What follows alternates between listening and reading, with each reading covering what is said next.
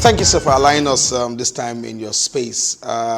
Let's start by really asking you, really from the top, um, in view of what you represent and what this department represents and signifies in helping Nigeria's energy security quest, especially for the oil and gas upstream sector, what really is that and those things that keep you awake to ensure that these ambitions are met?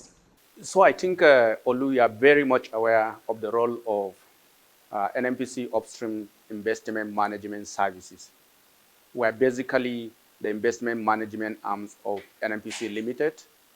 And our key role is basically to manage our investment in the JV, in the joint venture between NNPC and other partners. We are non-operating partners. Our second key role is also to manage the production sharing contract of government under NNPC stewardship. These two combined roles confer on us the onerous task of making sure that we optimize oil, gas, and condensate production at all times. Over the last couple of years, this sector has been challenged significantly by security, by lack of investment arising from uncertainties related to the fiscal systems. But I'm glad to say that today, most of these issues has been addressed adequately. I'm happy to say we have mitigated significantly the security vulnerability around our operating corridor. We have also successfully, to some extent, have a better clarity around the PIA and how PIA provide a more competitive fiscal environment for us to do our business for optimized value creation and delivery to our shareholders. But most importantly, NNPC have, for right now, meeting all its cash call obligations. I'm glad to say that no partner is being owed any cash call. We are up to date. As a matter of fact, we are very proud that for the first time in a very long time, that cash call has not been part of what keeps the GCO awake. That issue has been crossed and crossed for good. And we're looking forward to having significant improvement. As regard to your question, what kept me awake? I think, frankly, I have three important things that keep me awake. Number one is production. Number two is production. And number three is production. It's not perfect to see why production is a major element that keep me awake. This is because production of hydrocarbon in this country underpinned the strength of our energy security and the strength of our financial security. Whether you look at it from a revenue perspective or from foreign exchange perspective, the volume of hydrocarbon we produce play a pivotal role in bringing about significant level of stability in our financial sector. And therefore, any suboptimal performance of production will have direct consequence on our financial status.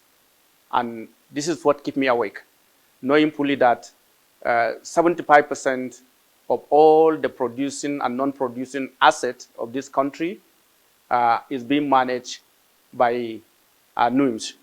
And that means is that our action has at least 75% impact on the overall performance of this industry. So this is what keeps me awake.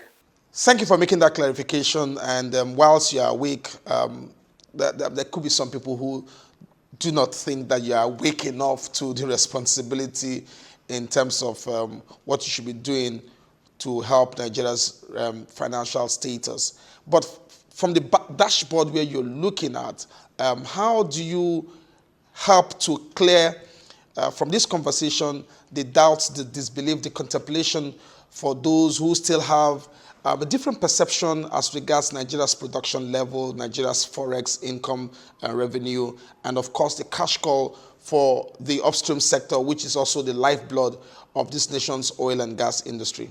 So again, the data is crystal clear, and no doubt we are a monolithic economy. What that means is that we are very much dependent on the revenue from the oil and gas. At the last check, between 67 to 70% of our revenue come from the oil and gas related activities. In terms of forex, it's even in excess of 80%. Combination of forex and revenue determine the financial stability of every nation. But most importantly, the role of NNPC as a catalyst for national development and growth underpins the major important requirement for bearing a very secured energy security landscape. That would not have been possible without the role we are playing. And when you talk about the clarity that we are bringing, I think many a time there seems to be some misconception of what constitutes production of oil in Nigeria. There are two sets of numbers that we bring. One is for the purpose of OPEC and OPEC compliance. That deal with dry crude a lot. Only dry crude. What that means is that only hydrocarbon that has been properly classified based on its assay as crude oil, dry crude. And that's the one that we owe responsibility to meet our quota. However, for the purpose of our revenue computation, whether in terms of royalty, taxes, or even the profit, or the equity barrel that we need to take, we look at total liquid as the total production, which means it is the dry crude for which we are obligated to comply with our own quota under OPEC, and then the condensate, which is also liquid. Many instances, this condensate and the crude are commingled together. So the total volume that we normally report is our total liquid production, which loosely Nigerians would call it oil. What you see many a times is that when our regulator brought about dry crude number for the purpose of OPEC, or OPEC reported our barrels, like just recently your television reported what OPEC said, that our August number has moved to 1.35 million barrels. What that means is that that's dry crude. For you to be able to know the total liquid hydrocarbon production of Nigeria, you need to add that 1.35 million barrel with our total condensate production, which stand today somewhere in the neighborhood of 300,000 barrels. So if you really want to report our total production, you need to take the dry crude number, add it to the condensate, and you will see that we are wobbling around 1.65, 1.7. But what you normally will take from OPEC is only dry crude oil alone. And if there's anything we want you to help us enlighten the audience, is the simple fact that anytime NNPC report total production, they are talking about total liquid. Anytime NURPC bring about total production, they're talking about total liquid. And that number is different from what we submit to OPEC, because condensate is not under OPEC restriction. It's completely out. They only focus on dry crude production. So as the man who sits on these production numbers, who see these production numbers, and it's important that you're giving us these very detailed explanation to how things work, even though a lot of people do not see where this production happens, is usually far-flung from the buildings that represent your entity. Yeah, that's quite understandable. But let's drill a bit deeper as the wheel of the production to produce crude continues, to help us understand the PIA, some elements of the PIA, especially as it concerns the recent agreement or partnership that was struck between NNPC Limited and Chevron. What's that? What was that signing about that held some few days ago? How significant is it? It's about efforts by the NNPC Chevron joint venture to comply with the law. As you are aware, the PIA under Section 92 provide for any licensee holder to convert into the new fiscal system. What that means is that we are free to convert your oil mining license or oil prospecting license into petroleum production, petroleum mining lease, and then petroleum prospecting lease license.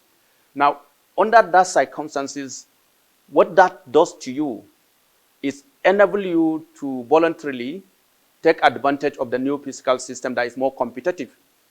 As you know, the new PIA or the PIA provide for a lower royalty, lower taxes, and overall is more competitive than the previous fiscal system. And what the law does under Section 92 is to provide for any licensee holder to voluntarily convert to take advantage of the new law. So what we did with Chevron was basically to take that advantage. For us to be able to enjoy that, we did everything that we needed to do under the law to comply with the law. And in compliance with the law, particularly in a non-operating joint venture, collaboration matters. And that strong collaboration between NUIMS as a non-operating partner on behalf of NNPC and Chevron as operating partner requires significant level of alignment. And that close working relationship made us to be successful in meeting all the requirements for us to convert. That conversion means that today, the NNPC Chevron joint venture is positioned to be more profitable. It's positioned to go ahead and do its business with confidence in order to generate more value for its shareholders. Most importantly, it creates a properly kept licenses that are up to date, that have gone through regulatory compliance checklist, and therefore it is an unencumbered asset. With that, investment can now happen without any restriction, and that incentive to invest is the expectation that is going to create more production. Remember, even with the anticipation of this conversion, our strong collaboration has led us to put some measures to increase our production. Like our target liquid production for this particular Chevron joint venture is about 165,000 barrels per day. This is far away from the 140 that we used to do.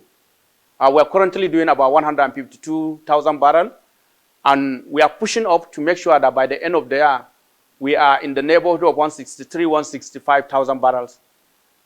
With this conversion, it means more investment can happen because of the level of confidence that the investors will have, including Chevron. With these licenses, we can go for alternative funding and all other things that we need to do to have more access to funding that will improve our production. And we're also doing something beyond that. We're looking at our gas asset to see how we can continually improve our gas footprint. As you are aware, this particular joint venture has a very decent balance between gas and oil. So whether you look at it from oil to gas ratio or from gas to oil ratio, we are uniquely positioned to structure our investment outlook towards either gas or oil. Irrespective, we're going to get up with the same outcome.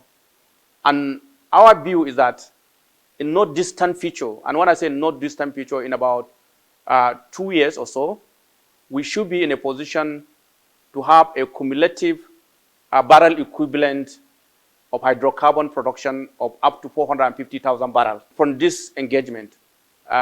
Again, underline the word barrel equivalent, which means it's a combination of 3 streams of hydrocarbon: gas, condensate, and oil.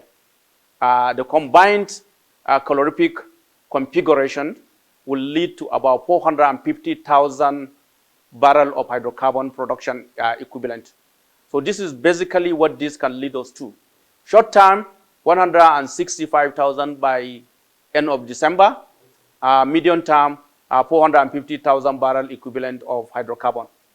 So forgive us. I mean, especially those who seek knowledge, because from the place where you sit, it's easy for you to see how this readily impacts on Nigeria's revenue perspective, revenue prospectus, revenue aspirations. But if we work that a bit backwards to ask that if Chevron had not taken this step that culminated into this significant milestone of conversions from 5 to about 25, and what it would do to our revenue generation, especially from the perspective of production levels going up, what would have happened if Chevron had not toed this line? Because there are a lot of IOCs that are yet to do this. So lack of significant level of investor confidence. There's not going to be sufficient confidence level to do what we need to do, because we'll be living under the old fiscal system. Second, there's going to be some residual ambiguity that will create uncertainty. What the effort that we have done was basically to be able to remove the uncertainty. And by removing the uncertainty, we are basically creating a more collaborative atmosphere that will ensure continuous flow of investment. Investment is key to the future of hydrocarbon production. And that is exactly the benefit of this combustion. Today, we are unencumbered. Today, we can take advantage of the attractive fiscal system under the PIA. Today, our partners are aligned. Today, we have the licenses to operate from the regulator, and we are confident that we have made all the requirements, and that's why we were able to achieve this conversion. In the investment palace, these attributes are by no means very, very important if you are to attract the right capital and deploy that capital for the right investment. Don't also forget that under the PIA, there's also a requirement for us to be closer to our community, which we are doing significantly well under this JV. The combined effect of that is, again, more opportunity to produce more barrel as a result of increased confidence for investment to come. I'm really glad you touched on the host community, and I had suspected that we're going to have this conversation on the host community issue. So let me just, that brings me to the next question I jotted down, especially for the host community. Yes, the PIA makes a very strong case for the host community and has even allocated some percentage, and we are also aware that some revenues have started streaming into that account. And they're here confirming that with the partnership between Chevron and NNPC, the NUPRC, which is the regulator, has also strongly midwifed these processes, contrary to what a lot of people think and say as to the role of the regulator, which has not, in their sight, engendered business enabling. So for those who think that NNPC as a company and the regulator had not provided a good environment, investing environment, and that could have been the reason why we hear all of the source stories around divestment and leaving the country. What is the true position of the IOCs as regard these stories around divestment, leaving the country, not finding conducive environment, especially the troubles from, so to speak, from the communities? Well, I can confirm with you with all certainty that all our upstream-related regulators are now business enablers. The NURPP, for example, has never been as friendly as it is today. And that was why you can see it as evidence that the combined collaboration between the operating partner, Chevron, the non-operating partner and investor, NNPCL Limited, and the regulator work through a very stringent requirement for compliance.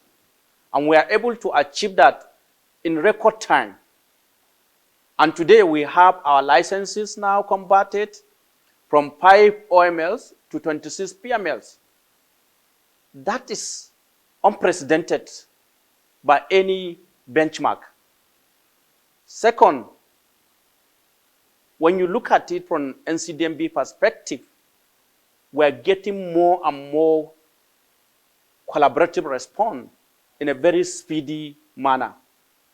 Our operators, together with us, we are engaging with them closely.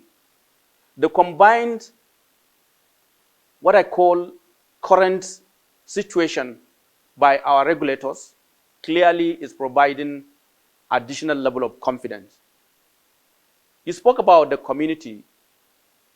Best practice as reasonable, prudent operator.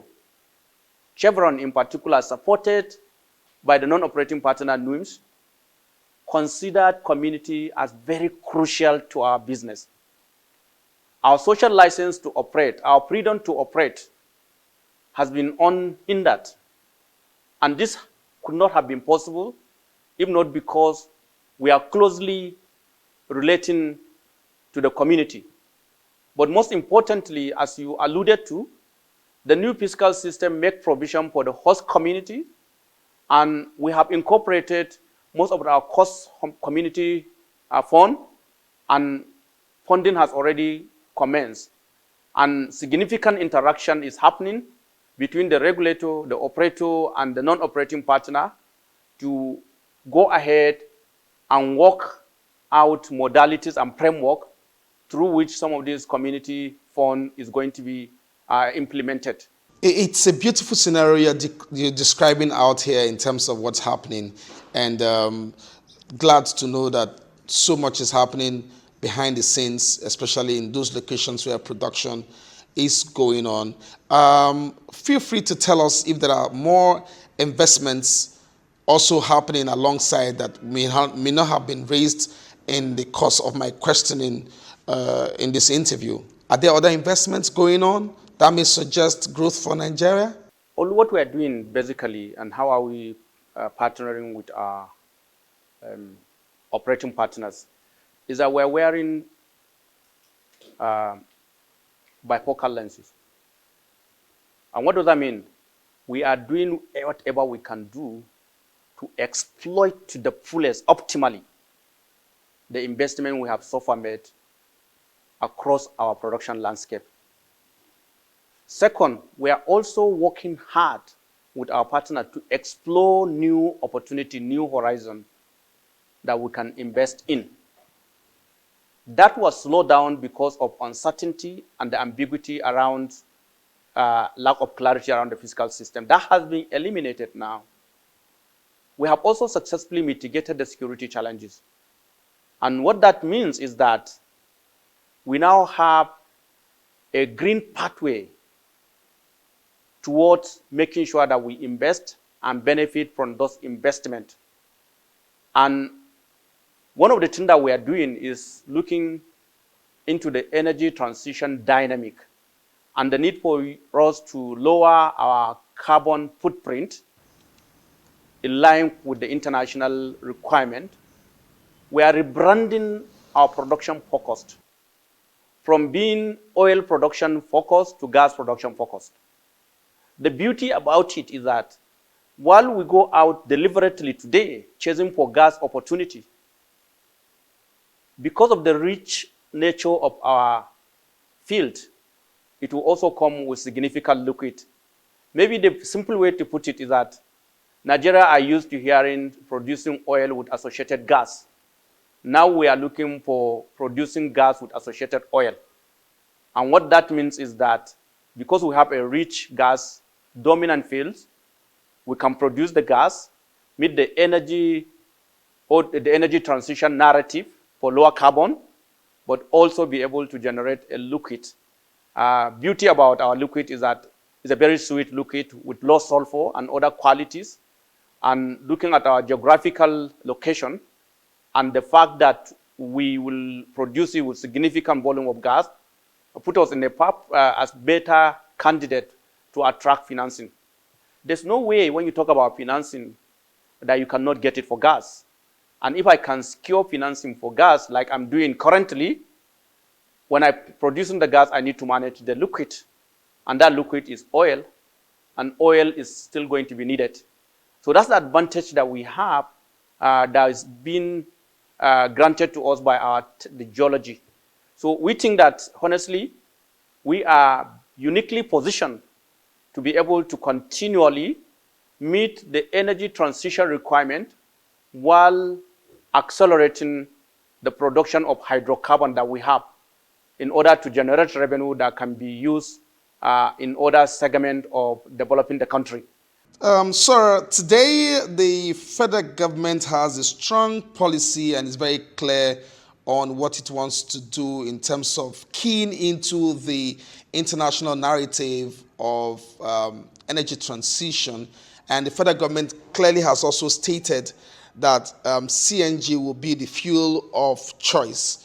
And for those who pay a little more attention to how processes work and how this industry works, CNG, if you work it backward in terms of the value chain, will mean that the feedstock natural gas has to be available. And if more Nigerians, for instance, sign in and sign on to this fuel of choice, which is CNG, are you suggesting that we are making the right investment progress to make sure that the feedstock, which is the natural gas that eventually leads into value chain into CNG, isn't going to be a problem when a lot of people sign on and are demanding heavily for CNG as the fuel of choice? So compressed natural gas business is a value chain. And because it is a value chain, it starts obviously from where you source the gas, to how you process the gas, to how you package the gas, to how you eventually transport and deliver this gas to the consumers. You have to have this value chain synchronized properly in order for them to deliver on their mandate, on their objectives. What we have seen is the greater interest or increasing interest on CNG business, and demand for gas obviously is showing up. We in the upstream space, we are waking up to that occasion. We are having more and more gas.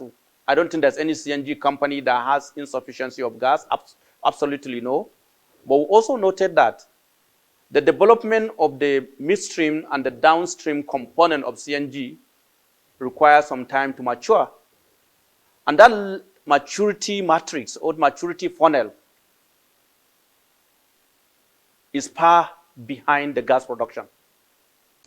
Clearly, as the chief upstream investment officer, that's what you are and that's what you represent and that's what you do for this great nation, seen through those numbers. As someone who sees investment and has nose and eyes for investment and ears for investment, wears investment heart, with what you're describing, the scenario you're describing now, isn't that, for me, an opportunity for investment in the midstream of gas processing and gas stripping and creating the kind of generation and buzz that area is required to make sure there's a link between that upstream and the downstream, for instance, in this case, CNG. Isn't that an opportunity for investment there? So you are correct. We're looking for additional investment opportunity, and that's what I alluded to. Our view is to exploit to the fullest the existing investment while focusing on increasing investment in terms of exploring new opportunities. NNPC is an integrated energy company. And because it's an integrated energy company, we have different segments of the company that focus on midstream and downstream. And they're doing what they're doing. But they also have to do it in line with the maturity of the market. There are not many CNG filling stations. People are bringing more and more investment. As they bring more and more investment, access to that CNG will become more assured. And when it is more assured, people will now start looking and converting more to CNG, and the demand for CNG will increase. And I'm going to be the beneficiary of that increase because I will now have additional outlet where I can supply more gas and can monetize more gas. So this is why I said that yes, in the upstream is a little bit more matured in terms of the fact that we have the gas. However, the uptake for purpose of CNG is still developing, and NNPC is at the forefront of leading that development, whether in terms of partnering with good partners to put in the midstream infrastructure, from refilling plant to processing plant, or even in downstream using our filling station to reconfigure and to be able to also provide for CNG. I did mention that we are partnering with desirable partners. That's number one. First and foremost is that businesses want to expand. And in expanding, you can do it organic or inorganic. And we have the focus to do both. Second is that we have been structured to be very competitive. What that means is that the market is very open and everybody can come in. And what we have seen today is that based on the investment outlook, is that there are even more private entities coming into that space than we are coming. So we are competing with private operators when we are partnering with other private operators and ourselves to be able to deliver to Nigerians a more competitive CNG footprint so that they can have choice. Our combined effort should provide for the commonly what we require to at the 4S for energy security, which is making the CNG available, making it accessible by all that needed it, and delivering in an acceptable format in such a way that it will be affordable. It is the combination of that availability, accessibility, acceptability, and affordability that will ensure the security, and that cannot be done by NNPC alone. And we don't want to do it alone. We want all the other partners. And what we have seen today in the footprint, with the effort that is being done in the presidency, we have seen significant level of private footprint into this space. And we are happy to do that. And one thing that the management of NNPC under the GCO is that make sure you have the gas to give whoever that wanted to invest in CNG. And I think we're taking that challenge, and we're working with our Gas and Power Directorate to ensure that no CNG company will look for gas and will not find it. Permit me to butt in here and take you slightly upstream, take you back upstream. I recall I've seen you break down emotionally when discussing and when the days when the struggle and the fight was really tough with those who are preferring our bloodline, talking about the crude oil pipes and the terminals, stealing crude and depleting this nation of its revenue, resource, and income. I've seen you break down emotionally, tackling these issues. Do you mind bringing us an update on what has happened? What are the levels like right now? Have you been able to clamp down on this nefarious activity and activities of economic saboteurs? Okay, thank you very much. You are right. This used to be a very major worry. The issue of security, like I said earlier, has been significantly mitigated. And that level of mitigation has brought or has restored some reasonable sense of confidence of the investors and the operating environment. That wouldn't have been possible without the deliberate and intentional effort that we have taken to bring all the stakeholders together at different pillars of our operations. We have the Government Security and Intelligence Agency as one pillar. We have the regulators as another pillar. We have the investing community, which is basically the commercial entities, be it the joint venture and the PSC companies, in the third pillar. And the fourth pillar is what was hitherto missing completely, the community. The combination of bringing these players together to collaborate as a one-stop with shared vision of addressing this menace has significantly helped us. This is further reinforced by overlaying all this architecture with technology. The combination of that technology and bringing everybody to the same level, we have significantly mitigated the challenges. We can almost say with confidence today in Pocado, we are getting 100% of what we inject. Not that Pocado is back. We are getting almost 100% recovery. If we inject 1 barrel, we get 1 barrel there. If we inject 100 barrels, we get 100 barrels there. we are getting between 90 to 98% in Boni, and they were trouble stop. So the Eastern Corridor, we're still working a lot, but overall, we have mitigated a lot of this.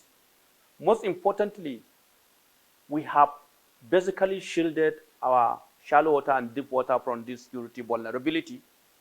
This wouldn't have been possible without the support of the security agencies. The security agencies, from the office of the NSA to Chief of Defense Staff to all the armed forces, the police, the civil defense, and every other person, together with our private security contractors across the 3 corridors of the East, Central, and Western Niger Delta, it wouldn't have been possible. Thank you very much, sir, for talking to us. But permit me to squeeze in this last one, and you may choose to answer it or not. It's just what they call the bonus track, if you will. For those, for instance, who have bashed this company so much and has accused it of all manner of things, including being a stumbling block to agreements, to those who want to align and realign, and partnerships. What do you have to say? So I'm not going to comment on people's perception, but I think reality will speak for itself. NNPC as a national oil company, like any of its peers, Saudi Aramco, Petrobras, ADNOC, and what have you, their key responsibility is to be stewards. The definition of best stewardship is that the decision you are making today does not have negative implication tomorrow. And if that is the case, then it means that prudence must be brought to bear in making a decision, so that the decision quality is going to be sure, is going to deliver on the desired result. There are significant level of misunderstanding of how investment funnel or investment framework work in this industry. This is an industry that go for a long haul. This is an industry that is dealing with people who have over 200 years of operating experience. And many people think that they can just come in and treat it as if they are buying Uber.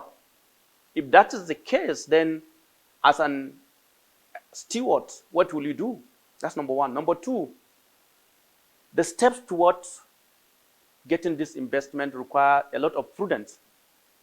And many people think that it's a light switch. I understand the urgency with which we wanted to make investment, but it's better where it was done carefully than carelessly. And when you want to do that, there's no way that you cannot take it steadily. What is important is the focus.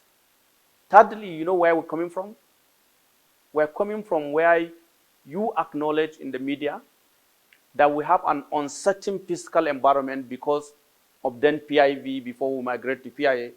When the PIA comes, it has to come with enabling regulation. Regulation takes time for it to mature. Now we have crossed over that.